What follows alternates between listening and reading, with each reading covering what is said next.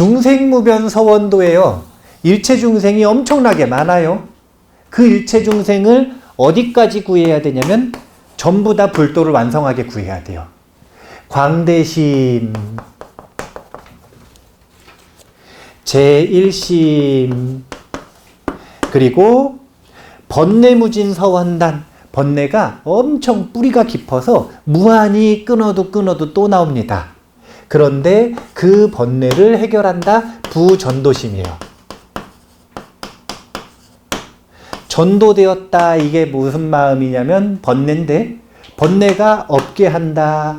이것은 번뇌를 끊는다는 마음이에요. 그리고 법문무량서원학은 나머지 이 상심, 제1심, 광대심, 부전도심을 전부 이루는 근본이 되는 게 법문무량서원학이에요.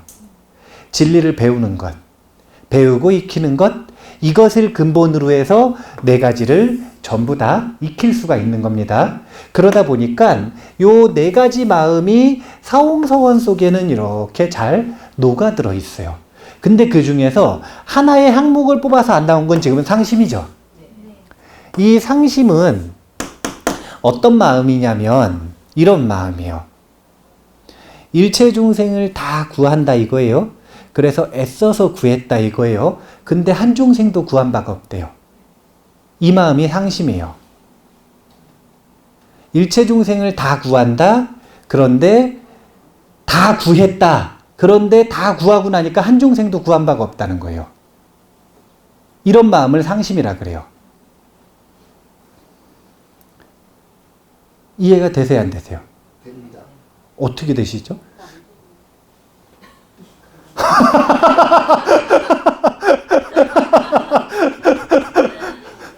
너무 크게 된다 그러셔가지고 어떻게 되시죠? 답이 다 됐다고 해가지고 그냥 뭐 끝난 게 아니고 네. 또 밥을 해라. 네. 그 말씀 아니신가? 그렇다면 아직 구해야 될 중생이 더 남아서요? 아니면은 그거 다 구했다고 해서 거의 끝이 아니다. 뭐 해라. 그러니까 더 구해야 되는 거예요?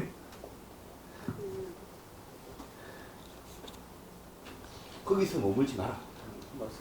거기서 머물지 말아라. 그러니까 이 출보리심의 입장에서 생각을 하셨네요. 그죠? 두 분이 싸우지 마시고 여기서 네. 여기서 싸우려고 그러지 마시고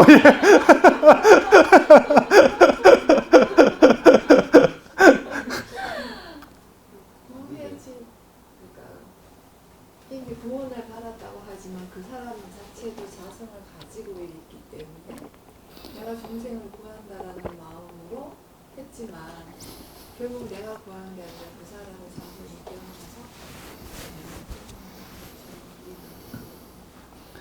깨어나서 그러니까 그 사람이 중생이라는 입장이면 지금 중생이라는 입장에서 볼 때 그 사람에게는 이 불성을 가지고 있기 때문에 우리가 여기서는 기실론을 안 했으니까요. 불성이라는 표현을 쓸게요. 자, 불성을 이미 가지고 있기 때문에 그냥 그 사람의 불성이 드러난 거지 내가 부처님을 만든 적은 없다. 지금 이 얘기 하시는 거죠? 네. 이 얘기를 하시는 거죠? 네. 그리고 또 두 번째로는 그 사람이 중생이다라고 하는 관점을 벗어나서 진실을 보면 사실은 그 사람은 불성을 가지고 있다는 것 자체로 이미 부처님이에요. 그래서 자기가 부처님인 거 잊고 있는 부처님 만들었어요. 그럼 부처님 만든 게 있나요, 없나요? 그냥 잊고 있던 거 알려준 거잖아요. 그러니까 상심, 그 중생은 항상 부처님이었다 이거예요. 중생을 다 구해야 된다 이랬잖아요. 이게 너무 부담스럽다 이거예요. 왜냐면 중생이 너무 많으니까, 말도 안 들으니까, 계속 생겨나니까, 도와주려고 노력하는데 점점 중생으로 가니까. 이거는 지금 중생을 잘못 보고 있다 이거예요. 그 중생의 본성을 봤더니 본래 부처님이었다 이거예요. 그러니까 나중에 부처님이 된 게 아니라 부처님과 전혀 다른 중생이 부처님이 된 게 아니라 원래 부처님인데 자기가 부처님이 잊고 있던 중생을 부처님이 되도록 만든 게 아니라 알도록 만든 거죠. 부처님의 성품이 드러나도록 도와준 거죠. 그리고 심지어 그 도와주는 과정도 결국은 노력은 누가 했어요? 중생이 했잖아요. 알려준 건, 도와준 건 어떻게 하면 되는지를 알려줬을 뿐이지 결국 그거 한 건 스스로가 한 거잖아요. 그런데 왜 거기다가 생생나는 마음을 내느냐 이거예요. 내가 했다라고 하는 그런 상을 왜 일으키느냐 이거예요. 그래서 이 상심을 가지고 부전도심을 가지고 요 자비심이 강해졌을 때 생기는 부작용, 집착과 있다라고 하는 착각을 해결하도록 만드는 거고, 그리고 상심과 부전도심이 강해지면 자비심이 안 일어난단 말이에요. 아니 원래 부처님인데 뭘 내가 얻어주냐.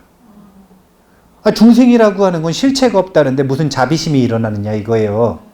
그래서 냉정해지고 허무해지고 이러면 이 두 가지 마음에 아주 강렬한 머무름을 가지고 그 마음을 해결한다는 거예요. 그 부작용을. 그러니까 집착이 일어나면 반야의 힘으로 무너뜨리고, 허무해지면 서원과 꿈을 강하게 가져서 다시 또 허망함을 해결한다라는 거예요. 이 두 가지 마음이 끊임없이 교차되면서 어떻게 되는 거냐면 앞으로 나아가는 거예요. 이 두 가지 축이 하나라도 다리가 부실하잖아요. 그럼 나아갈 수가 없는 거예요. 왜냐하면 한쪽에 치우쳐서 주저앉아 버리니까. 허망하면 허망하다고 주저앉아 버리고, 집착하면 집착하는 데서 주저앉아 버리고. 집착할 때의 문제는 뭐냐면요, 광대한 것에 집착했잖아요. 그러면 집착하고 강하게 생각하는 만큼 저항도 강해져요. 못하겠는 마음. 근데 그 못하겠는 마음과 이 집착을 어떻게 같이 해결하는 거냐면 반야의 힘으로 해결한다는 거예요. 그것의 본래 실체를 봄으로써. 그러니까 서로가 서로에게 약이 되는 그런 구조인데, 이런 구조가 사홍서원 속에 물들어 있다. 그러면 여기서는 지금 상심이 정확하게 표현이 안 돼 있죠? 상심은 어디서 표현하는 거냐면 자성사홍서원에서 이야기를 하는 거예요. 자성사홍서원. 그래서 자성사홍서원은 오늘 안 할 거예요.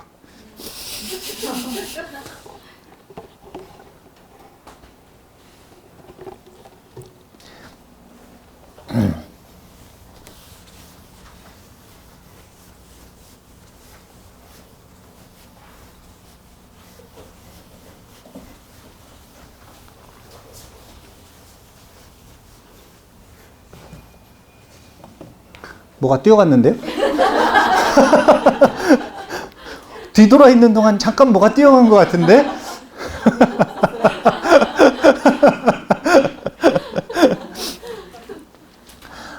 요즘 좀 덥죠? 좀 이렇게 이유 없이 지치고 그러세요? 저만 그런가요? 아니 저는 이 탁구 치다가도 힘들어가지고 그냥 왔다니까요.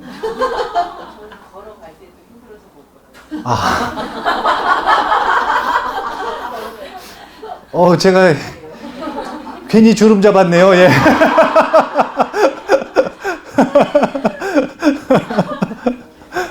아니 그냥 약간 먹다가도 지치고 앉아 있는데도 지치고, 이게 약간 더위 먹은 거죠. 37도에 지금 37도였어요? 네. 아, 예. 그러시구나. 이럴 때는 이제 밖에 딱 나가잖아요. 그럼 더워요, 안 더워요? 더우면 온도가 올라가요. 몸 온도가 올라가요, 안 올라가요? 올라가죠. 그러면은 에어컨을 쬐야 돼요.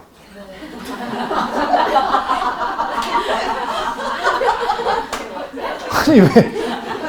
맞아요, 아니에요? 맞죠? 근데 에어컨을 쬐면 온도가 내려가요, 안 내려가요? 내려가면 다시 햇볕을 쬐야 돼요.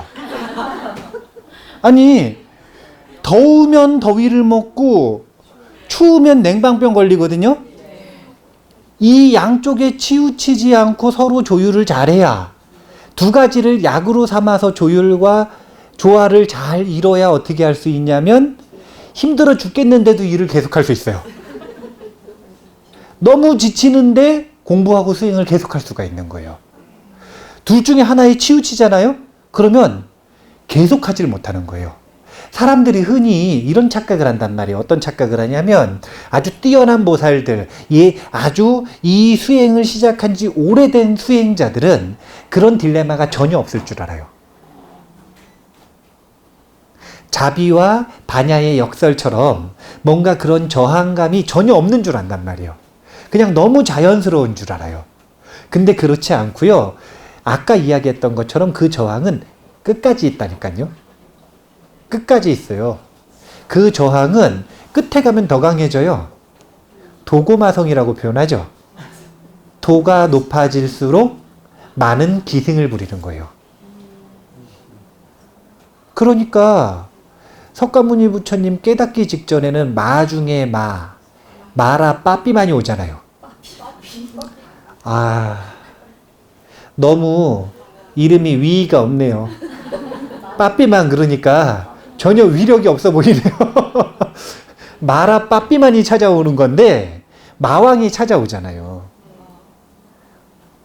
깨닫기 직전이니까 마 중에서 끝판왕, 마왕이 찾아오는 거 아니에요. 네. 본인의 가장 아름다운 세 딸을 데리고. 그래서 부처님을 유혹하려고 그러잖아요. 끝까지 있는 거예요. 깨닫기 전에는 끝까지 있는 게 바로 지금 이 저항이에요. 그래서 끝까지 편안한 날이 없어요. 끝까지 편안할 날이 없어요. 끝까지 이 마음을 자비가 강해져서 부작용이 생기면 반야로 해결하고, 반야가 강해져서 허무함이 생기면 자비로 해결하고, 그래서 자비는 머무를 곳, 그리고 반야는 항복받는 마음인 거예요. 머무름과 항복의 마음을 가지고 그렇게 끊임없이 수행을 해나가는 겁니다. 사홍서원을 하는 이유는 다른 것 때문이 아니라 중생을 구제하는 길이에요. 자, 보리심이라고 하는 건 상구보리, 하와 중생이란 말이에요. 그런데 제가 이 보리심이 어떤 마음인지 두 가지 특징으로 이야기를 했어요. 첫 번째는 상구 보리가 특징이에요. 이 보리가 뭔지를 구분을 하셔야 되는데 상구 아라한이 아니라 상구 수다원 아니라 뭐냐면은 상구 일체지. 일체지자 붓다가 되기로 하는 마음이 있어야 그걸 상구보리라고 하는 거예요. 그런데 아라한 되는 길, 수다원 되는 길, 사다함, 아나함 되는 길은 나를 극복하는 길이기 때문에 나를 극복하는 길은 나하고 하는 거예요. 그런데 일체지자로 나아가고자 하는 사람들은 나를 극복하는 여정이 아니라 이미 내가 없다라는 건 전제가 깔려 있어요. 그러면 뭘 하는 거냐면 중생을 구제하는 길이 되는 거예요. 그래서 일체지자가 너무너무 되고 싶다 이거예요. 부처님 길을 가고 싶어요. 그거 어깨 짊어지고 가고 싶단 말이에요. 왜 어깨에 짊어진다라고 표현을 했냐면 그 길은 왜 길인데 그것은 뭐냐면 오직 중생을 구제하는 것으로서만 도달할 수 있는 곳이 일체지자의 길인 거예요. 일체지자의 길 속에서는 내가 건강하고 내가 행복하고 내가 무슨 수행을 해서 아라한이 되고 내가 선정을 닦고 나를 위해서 뭘 하고 이런 건 없어요. 그럼 그냥 굶어 죽으라는 건가요? 남한테 헌신하다가 그냥 죽으라는 거예요? 그런 거 아니에요. 똑같이 행동을 해도 그 목적 자체가 나를 위해서가 아니라 중생을 위해서로 바뀌어야 된다는 거예요. 똑같이 선정수행을 합니다. 자, 스님들은 한 달이 아니라 1년에 2번씩 우리나라에서는 안거를 들어가신단 말이에요. 저도 내년 하안거는 들어갈 생각인데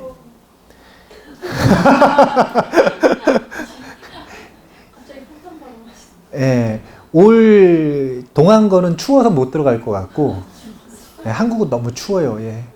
그래서 추워서 못 들어갈 것 같고, 또 절에는 추워. 예.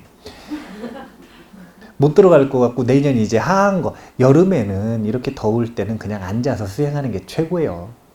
더위도 안 먹어요. 예. 괜히 움직여 봐야, 예. 힘만 들고 이럴 때는 그냥 수행하는 게 최고예요.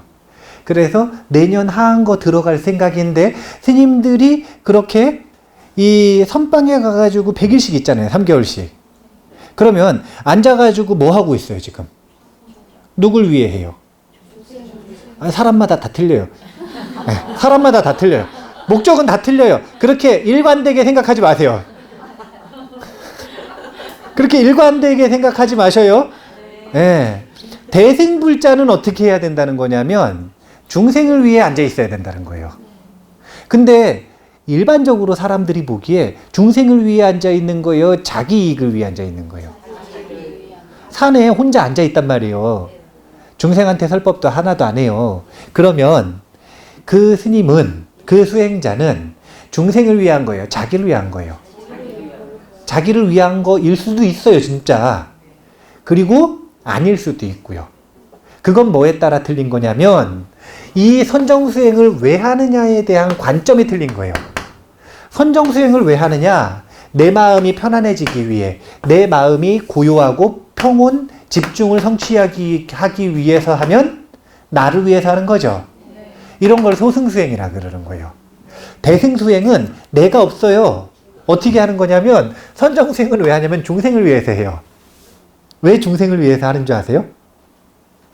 정진의 힘과 선정의 힘과 지혜의 힘이 없는데 어떻게 중생에게 법을 보시해요?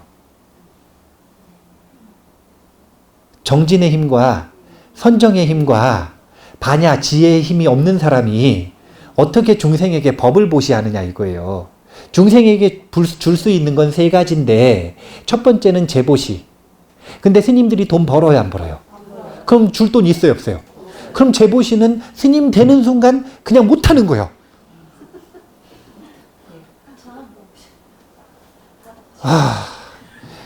그거 저희 중장비 포크레인 하루에 60만 원 번다는데 중장비 자격증을 딸까 말까. 지난번에 저희 보니까 그 주차장 만드는데 중장비가 왔단 말이에요. 하루에 얼마 버냐고 물어보니까 얼마 번다고 얘기하더라고요. 그래서 나도 중장비를 따야 될까 말아야 될까. 중생을 위해서 재보시를 하려면 뭔가 자가 생산이 가능한 무엇인가를 해야 될 거 아니에요. 그래서 벌어가지고 내 땀 흘려가지고 벌어서 보시를 해야 재보시가 되는 거잖아요. 그럼 제가 중장비를 따야겠어요, 안 따야겠어요?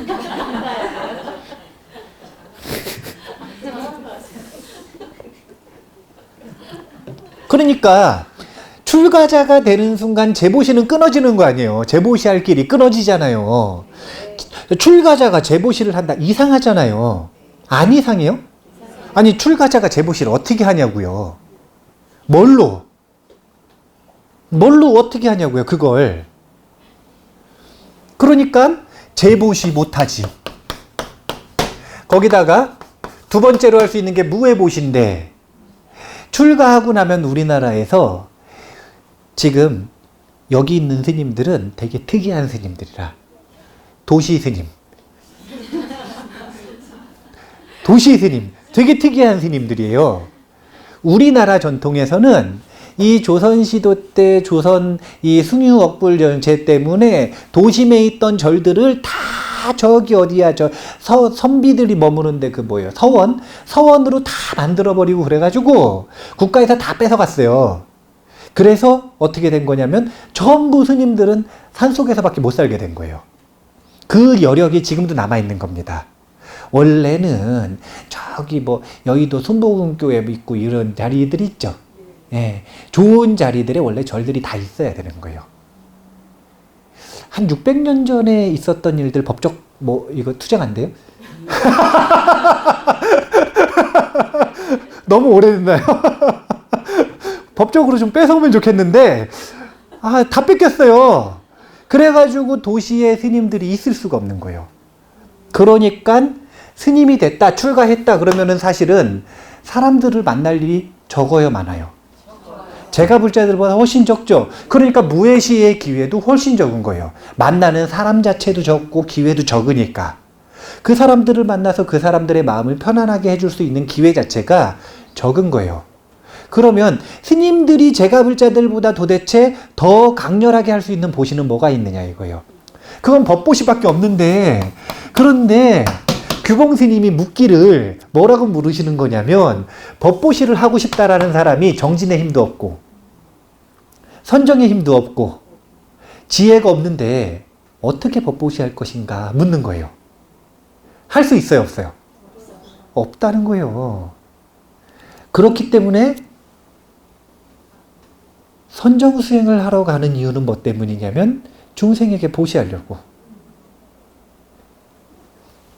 다시 일로 가면은요, 상구보리 하고 싶다 이거예요. 원보리심을 일으켰어요. 어떤 원보리심을 일으켰냐면 일체지자의 행복을 누리고 싶다 이거예요. 그러면 이 길로 나아가기 위해서는 외길밖에 없다니까요. 그건 뭐냐면 중생을 돕는다.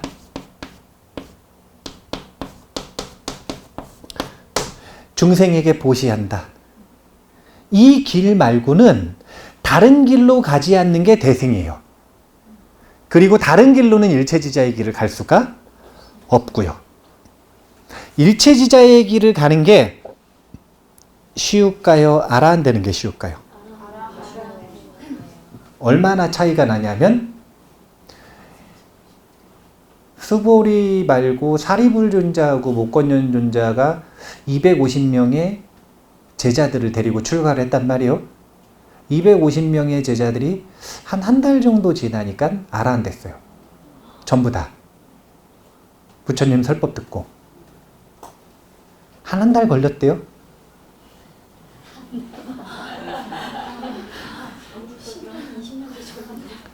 아니, 일체지자한테 배우면 그렇게 되는 거예요. 근데 일체지자인 부처님은 일체지자 되기 위해서 3아승직업 10대겁 걸렸대요. 한 달짜리랑 3아승직업 10대겁이랑 뭐가 되기가 더 어려운 거예요. 사리불존자하고요, 목건연존자가 250명의 본인 제자들을 데리고 출가를 했단 말이에요.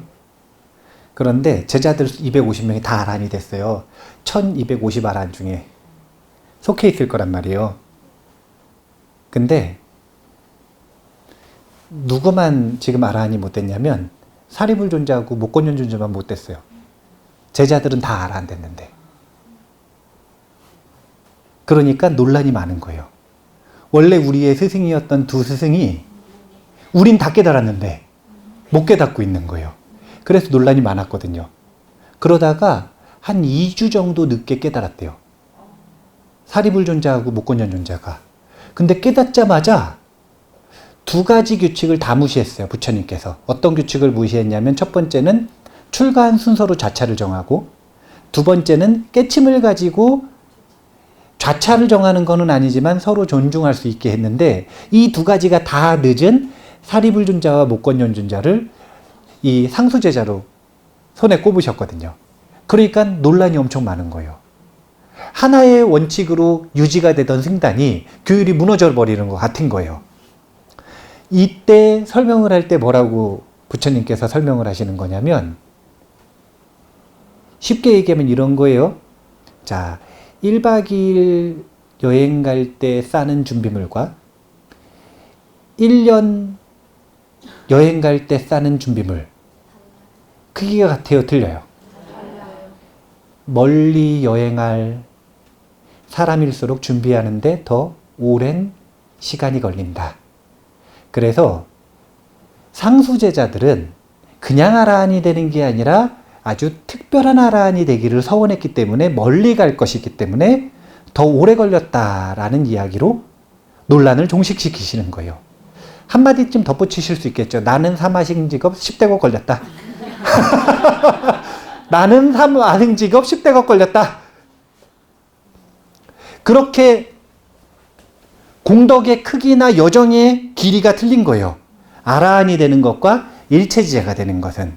그렇기 때문에 일체지자가 되고 싶다면 중생을 구하는 것 외길로서 가는 것이다 라고 하는 것을 보여주기 위해 사홍서원에서는 맨 처음에 중생무변 서원도가 나온다. 이렇게 보시면 되는 거예요.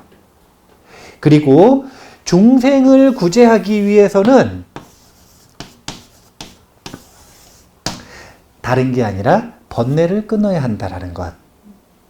그 다음이 법문을 배워야 한다는 것. 자, 요 둘의 관계도 보면 법문을 배워야 된다라는 건 자기가 이 수행의 길을 걸어가는 데 있어서 자기 생각대로 해야 된다는 거예요? 아니면 무엇인가 의지해야 된다는 거예요? 법을 등불로 삼아야 된다는 거죠? 자, 법, 등, 명. 그런데 법에 의지해가지고 결국엔 뭘 끊어야 되는 거냐면 번뇌를 끊어야 되죠? 번뇌를 끊는 것, 이것은 내 마음에서 이루어져요? 밖에서 이루어져요? 스승 마음에서 이루어져요? 내 마음에서 이루어져요? 그래서 내 마음 안에서 이게 자, 등, 명. 두 가지 요소가 중생을 구제하고 불도를 이루는 수행 방법이라고 하는 것을 보여주고 있어요. 자등명 너무 중요합니다. 예, 자등명 선언. 예, 자등명 너무 중요해요. 자등명 너무 중요하고요. 근데 자등명만큼 중요한 게 또 법등명이에요. 그래서 원래 우리 법등명 선언할까, 자등명 선언할까, 아니면 자등명, 법등명 선언할까. 처음에 고민이 많았거든요. 근데 이제 성향이 자등명과 법등명 중에 자등명을 조금 더 중요시 여기는 성향이 있어서 그래서 자등명 선언을 했어요. 네.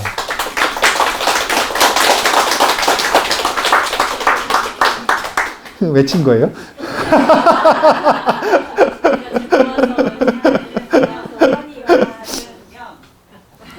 아, 예.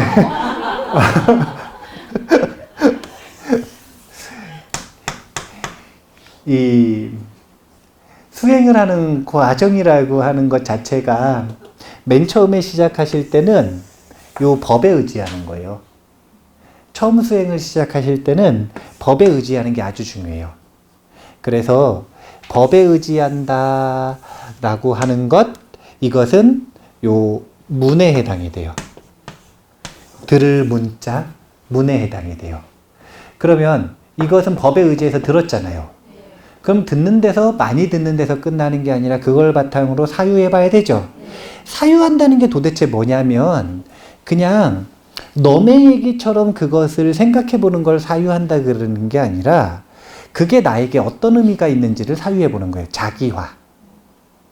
자기를 비춰서 법을 거울 삼아서 바라보는 것, 이것을 사유한다라고 표현하는 거예요. 그러면 사유해가지고 내가 어떻고 내가 어떻게 해야 되고 이런 방향성이 나오겠죠. 그럼 그대로 실천하는 걸 자등명 수, 문사 수 할 때 수라고 표현을 하는 겁니다. 그러니까 법등명, 자등명은 이 두 가지 수행이, 두 가지 의지처가 균형 있게 수행이 될 때 우리는 중생을 구할 수 있는 거고 그 다음에 불도를 완성할 수 있다. 이렇게 보시면 돼요. 우리가 지금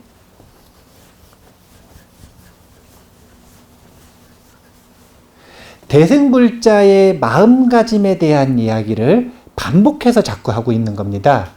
왜냐하면 사홍서원을 배우고 있으니까요.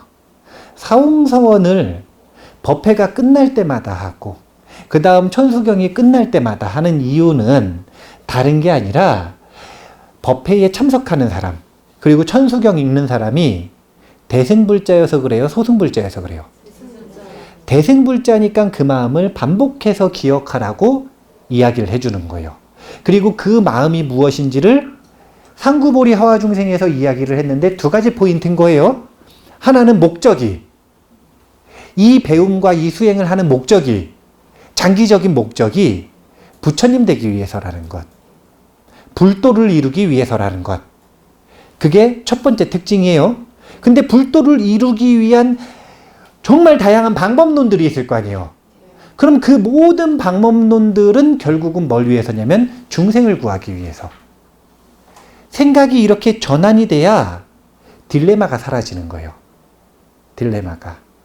자기가 이걸 왜 하는지가 제대로 법에 맞게, 어떤 법이냐면 대승불자의 법에 맞게 사유되기 시작해야, 그래야 딜레마가 사라지는 거예요. 내가 너무 이기적이지 않은가? 내가 너무 나만 챙기지 않는가? 또는 반대로 나는 못 챙기고 너무 중생을 위하지 않는가? 이런 생각들에서 자유로워질 수가 있어요. 왜냐하면 그 두 길이 둘이 아니라는 걸 알게 되니까. 중생을 구함으로써 내 불도를 성취하는 겁니다. 그리고 내 수행을 함으로써 중생을 구하는 거예요. 이 둘은 둘이 아니라는 것.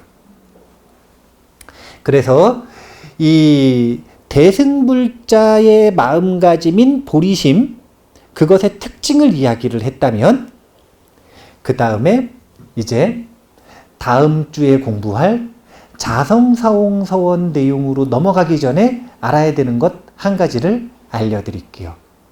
참고로 이제 자성사홍서원은 출처가 어디서 나오는 거냐면 육조단경에 나오는 이야기입니다. 육조 해능 스님이 사홍서원을 설명하신 부분이 자성중생서원도, 자성번뇌서원단, 자성법문서원학, 자성불도서원성이에요. 무상참회라고 하는 부분에 있는 내용인데, 그런데 그 자성사홍서원을 공부하시기 전에 근거를 하나를 알아야 될 게 있어요. 어떤 근거를 알아야 되냐면, 사홍서원에서 중생을 불도를 완성할 때까지 구한다 그랬죠? 네. 불도를 완성할 때까지 구한다 그랬는데, 여기에는 두 가지 근거가 필요해요. 두 가지 근거. 첫 번째는 뭐냐면, 이 두 가지 근거가 없으면 의심이 계속 늘어날 수밖에 없어요. 첫 번째는 중생을 구하는 것만 가지고 정말로 내가 성불할 수 있을까? 중생을 구하는 것만 가지고 내가 정말 성불할 수 있는가? 두 번째는 중생을 구할 수는 있는 건가?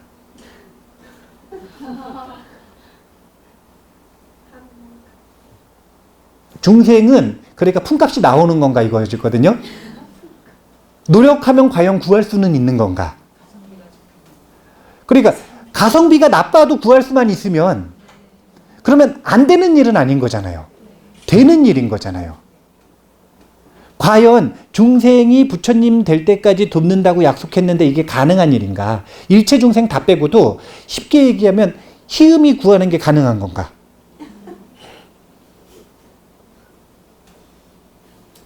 그리고 중생을 구함으로써 과연 내가 정말로 불도를 이룰 수 있을까? 이 두 가지에 대한 근거는 바로 하나의 근거인데 중생의 본성에 대한 이야기예요. 중생의 본성에 대한 이야기.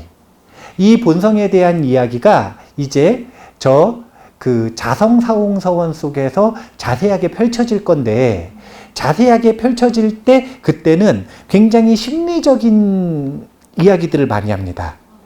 자기 마음속에서 일어나는 일들, 그걸 가지고 번뇌도 이야기하고 중생의 실체도 이야기하고 불도를 이룬다는 게 뭔지, 그리고 법문이 무엇인지에 대한 이야기를 내면에서 찾아요. 내면에서. 그런데 그 이야기를 하기 전에 중생의 본성을 이야기할 때 이제 중국 불교에 굉장히 큰 영향을 미친, 그러니까 중국 불교에서 아주 중요한 역할을 하는 논전 중에 하나가 기신론이에요. 그리고 중국 불교 내에서 이 기신론과 금강경이라고 하는 두 가지 경전이 짝을 이루어서 선불교의 근본이 되는 거다. 이렇게 보면 되는 거예요. 그런데 그 선불교가 우리나라 선불교에 영향을 많이 미쳤잖아요. 그러니까 한국 불교 역시 기신론과 금강경을 굉장히 중요시 여겨요. 그래서 그 기신론 속에서 우리의 이 중생의 마음 상태를 어떤 용어로 표현을 하는지 이 용어 정리만 조금 해드릴게요. 어떤 용어로 표현을 하냐면 이것을 저기 티베트 불교에서는 요 언어로 풀어 써가지고 우리한테 이 단행본으로 이 보여지는 그 다양한 이 법문집들 있잖아요. 그런 법문집들, 뭐 달라이라마 법문집이라든지 이런 법문집들이 있잖아요. 그런 법문집에서는 뭐라고 표현을 하냐면 중생은 자연 상태의 열반에 들어있다 이런 표현을 씁니다. 중생은 이미 열반에 들어있는데 어떤 열반에 들어있냐면 자연 상태의 열반에 들어있다. 근데 이것은 부처님께서 이루신 열반과는 다른 거예요. 하지만 자연 상태의 열반에 들어있다. 이런 표현들을 쓰거든요. 근데 그 표현이 기신론 속에서 뭐라고 얘기하는 거냐면 본각이라고 얘기하는 거예요. 본래 가지고 있는 깨달음의 성품, 본각, 이걸 뭐라고 표현을 한 거냐면 자연 상태의 열반. 이렇게 표현을 한 겁니다. 본각, 본각. 그러면 본래 깨달음이 있다라는 이야기를 하는 건 지금 깨달았다는 거예요? 못 깨달았다는 거예요?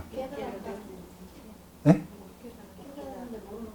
아니, 자, 깨달았으면 본래 깨달음이 있다 이런 말이 필요 있어요, 없어요? 못 깨달았으니까 자꾸 자기 못 깨달았다고 생각하니까 본래 깨달음의 마음이 있다 이걸 얘기를 하는 거 아니에요. 그러니까 본각은 불각, 깨닫지 못했기 때문에 본각이라고 하는 마음 상태를 이야기를 해주는 거겠죠. 그러면 불각부터 시작을 한단 말이에요. 이게 뭐냐면 중생이잖아요. 이분법으로 놓고 볼 때 중생과 부처님은 같아요, 틀려요? 다르죠. 이분법으로 놓고 볼 때는 다를 때 어떻게 하는 거냐면 불각은 중생. 그리고 본각이 아니라 깨달으면 뭐냐면 부처님. 이렇게 얘기를 하는 거죠.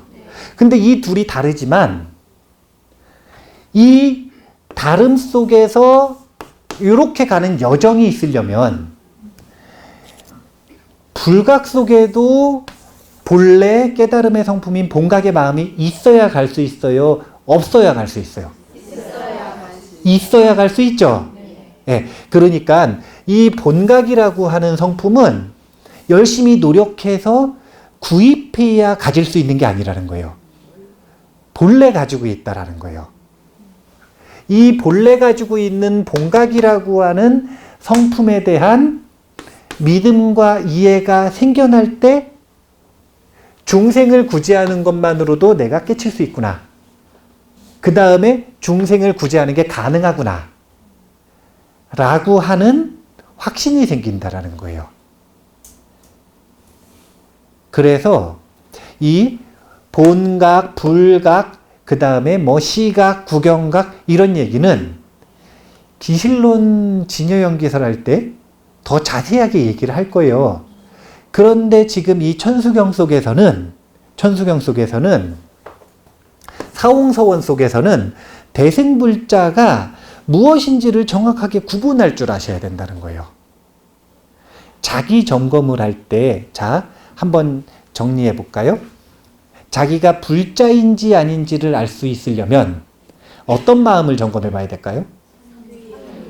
네, 삼귀에 의해서 결정되는 겁니다. 네, 삼귀하는 마음이 있어야 불자로 새로 태어나는 거고, 근데 절에는 다니는데 삼귀하는 마음이 없어졌어요. 그럴 수 있어요, 없어요?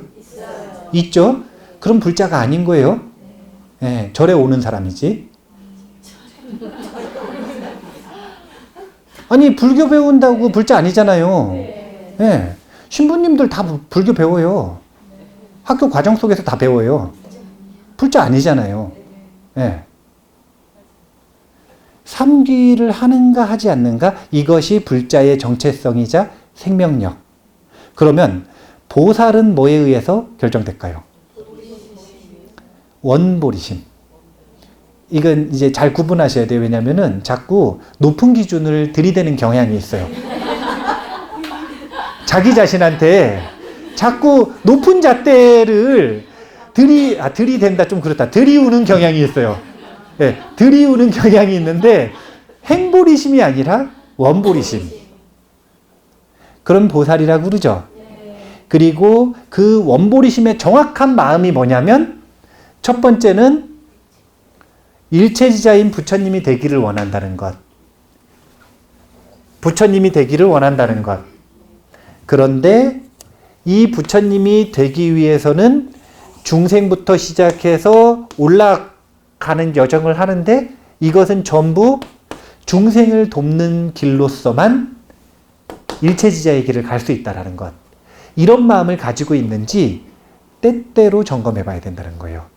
점검을 해보면 찔릴까요? 안 찔릴까요? 찔려요. 찔리겠죠. 예, 찔려가지고 포기하라는 얘기예요? 아니면 찔려서 이것을 찔리지 않게 마음을 보완하라는 얘기인가요? 마음을 어떻게 보완하느냐? 첫 번째는 서원에는 머물고 자비서원에는 강렬하게 머물고 그리고 저항하는 마음은 반야로서 항복받고 이 두 가지 조화를 잘 이루기 위해서는 이제 구체적으로 저 금강경 내용을 배워야 되는 거예요. 금강경 속에서 어떻게 하면 강렬하게 서원에 머물 수 있는지 금강경에 이 실전 이 수행 기법들이 다 언급이 되어 있어요. 금강경 워크북이거든요. 금강경은 이론서가 아니라 워크북이에요. 워크북. 어떻게 하면 되는지가 이 명상 기법이 정확하게 다 표현이 되어 있어요. 광대심을 갖는 방법부터 시작해서 제일심을 갖는 방법, 상심과 부전도심을 갖는 방법들이 전부 다 언급이 되어 있단 말이에요. 사유법도 언급이 되어 있고 그 다음에 실천수행법도 언급이 되어 있고 다 언급이 되어 있어요. 그러니까 그런 내용들을 배워가지고 자기 마음을 이렇게 균형을 잘 맞추고 서로가 서로를 약으로 삼아가지고 이렇게 이 조율을 잘 해나갈 때 그럴 때 이 여정을 끝까지 갈 수 있다라는 것. 이런 금강경 얘기를 천수영석에서 왜 했을까요? 네?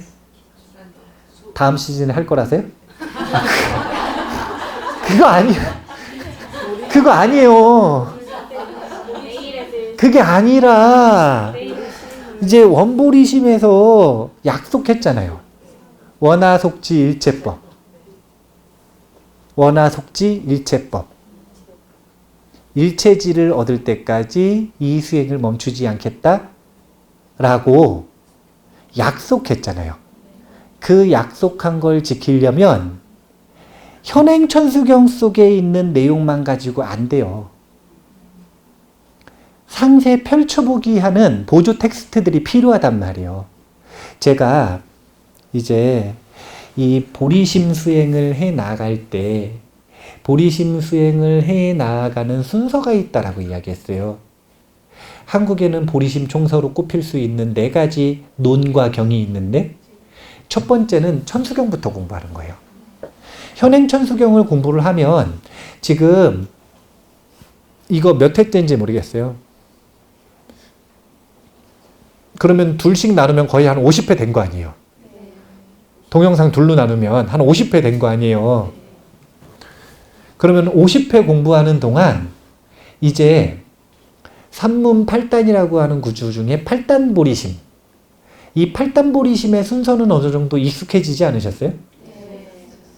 이 8단 보리심이 중생이 부처님 되는 여정이에요. 전체적인 여정에 대한 이해가 있어야 된다는 거예요. 거시적인 관점에서. 그것을 배우는 게 천수경.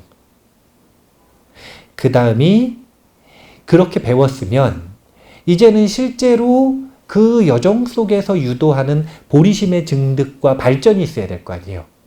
그러려면 상세하게 원보리심이 무엇인지, 상세하게 행보리심이 무엇인지, 행보리심 중에서도 보시, 지계, 인욕, 정진, 선정, 지혜를 구체적으로 어떻게 닦는지 그 내용을 자세하게 배울 때는 입보살행론. 그렇게 해서 보리심 수행을 잘 하다 보면 어느 정도 수준 이상 되면 제일 중요한 게 반야바라밀인데, 이 반야바라밀에 대해서 확실하게 알 수 있는 게 금강경. 그리고 그렇게 반야의 힘까지 무르익은 육바라밀을 잘 증득한 사람은 반드시 출보리심에서 보살행을 해야 되는데, 그 보살행을 하려면 롤모델이 있어야 된단 말이에요. 롤모델. 그게 묘법열화경. 이 네 가지 경전을 순서에 맞게 잘 공부를 하셔야 되는 거예요. 제가 팔단보리심 가지고 이렇게 설명을 하는 동안 정말 자주 언급한 게 입보살행론과 금강경. 두 가지 경전이에요. 왜냐하면 묘법연화경은 저도 잘 몰라요. 많이 강의 안 해봤거든요. 이제 해야죠. 이제 해야죠. 예. 근데 이름은 또 자주 언급했어요. 이름은.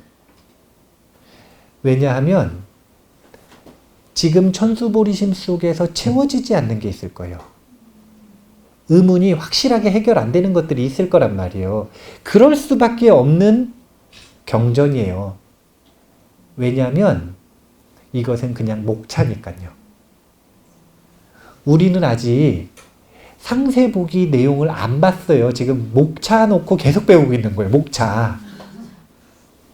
그리고 목차 속에 상세 내용이 대략 이럴 것이다 라는 이야기만 제가 지금 계속하고 있는 거지, 그 안에 구체적인 내용을 서로 펼쳐보지 않았단 말이에요. 그러니까 공부를 제대로 하신 분들이라면 뭔가 갈증이 생겨야 돼요. 이미 갈증이 생겼을 수 있고요. 이미 갈증을 해결하기 위해 제가 드린 힌트들 따라서 공부하고 계실 수도 있어요. 그런 갈증을 해결하고 구체적으로 그 자신의 팔단 보리심의 여정의 내용을 채워나가기 위해서는 다른 이 경전의 배움과 수행으로 이어져야 된다는 걸 반드시 기억을 하시고, 뭘 공부를 해야 되는지를 잘 알아두셔야, 그래야 자신의 이 약속한 대로, 어떤 약속을 했냐면 일체지자가 될 때까지 멈추지 않겠다. 약속한 대로 수행을 계속 잘 이어나갈 수가 있을 것입니다. 모르면 포기하게 돼 있어요. 지금 이 천수보리심 명상, 천수경이 우리한테 있어서는 이 보리심에 대한 개론적인 공부였다라고 생각을 하시면 돼요.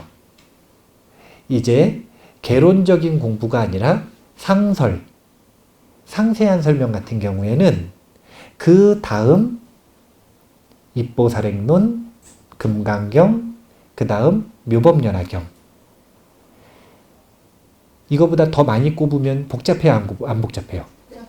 복잡하잖아요. 그래서 세 것만 꼽은 거예요. 또 있어요. 입보살행론이 어려울 때는 뭘 해야 되는지. 금강경이 어려울 땐 금강경 배우기 위해서 참고해야 되는 서적이 또 있고요. 묘법연화경도 마찬가지고요. 그에 따른 다시 또 보조 텍스트들이 또 있는데, 그거는 이제 직접 그걸 공부하다가 막히고 어려울 때 그때 다시 알려드리는 걸로 하고, 개론적인 여정 속에서 명확한 방향성을 세우는 것이 저 사홍서원에 있다라는 것을 기억을 하시고, 자신의 보살로서의 마음, 그리고 대승불자로서의 마음이 과연 어떠한가? 라고 하는 것을 읽을 때마다 꼭 점검을 해보시고 나침판을 삼아서 방향을 새롭게 잘 인식하시고 또 정비하시기를 바라겠습니다. 엇나가시면 안 돼요. 네, 엇나가시면 안 돼요. 네. 자, 그러면은 오늘은 이만 마치겠습니다. 감사합니다.